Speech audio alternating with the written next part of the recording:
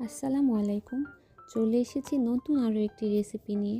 এই শীতে লাউ দিয়ে ইলিশ মাছের ঝোল আর এক থালা গরম ভাত হলে আর কি লাগে বলুন।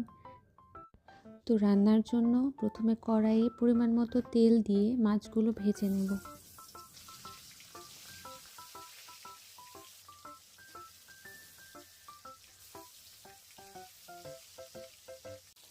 মাছ এপিট ওপিট করে ভেজে নেব, বেশি ভাজার দরকার নেই।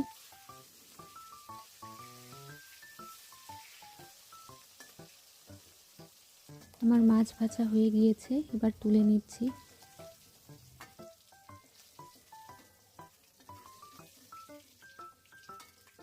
মাছ ভাজা হয়ে গেলে ওই তেলেই আগে থেকে ব্লেন্ডার করা পেঁয়াজ, রসুন, বেশ কয়েকটা কাঁচামরিচ বাটা দিয়ে দেব। এবার দেব পরিমাণ মতো লবণ, সামান্য মরিচের গুঁড়া, হলুদের গুঁড়া, ধনিয়া গুঁড়া, জিরা গুঁড়া। এবার ভালো মতো কষিয়ে নিতে হবে যেন মশলা থেকে কাঁচা গন্ধগুলো সব চলে যায়।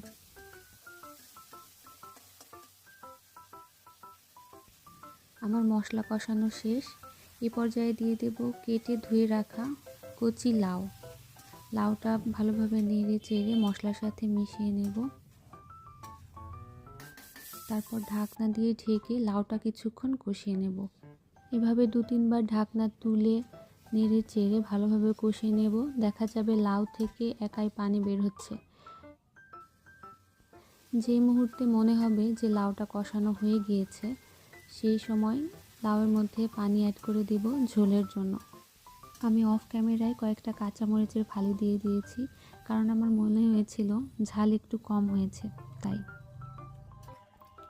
এবার লাউটাকে ভালোভাবে নেড়েচেড়ে পানির সাথে মিশিয়ে ঢাকনা দিয়ে দেব। পানি ফুটে ওঠা পর্যন্ত অপেক্ষা করব। এই তো ঝোল ফুটে উঠেছে। এবার ভেজে রাখা ইলিশ মাছগুলো দিয়ে দিচ্ছি। ইলিশ মাছ দিয়ে কিছুক্ষণ আবার ঢেকে রান্না করতে হবে। কিছুক্ষণ রান্না করে একটু নেড়ে চেড়ে দেব।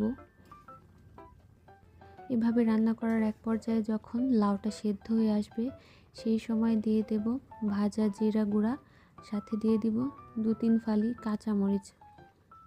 এতে রান্নার স্বাদ অনেক বেড়ে যায়। এই তো আমার রান্না প্রায় শেষ। আরেকবার ঢেকে দিয়েছিলাম। এই পর্যায়ে তরকারিটা হালকা হাতে একটু নেড়ে দেব যেন মশলাটা সব দিকে ভালোভাবে মিশে যায়। এই তো রান্না হয়ে গেল লাউ দিয়ে ইলিশ মাছের ঝোল। রান্নাটা আমি কাঁচামরিচ দিয়ে করার চেষ্টা করেছি, কারণ লাউ বা সবজি কাঁচামরিচ দিয়ে রান্না করলে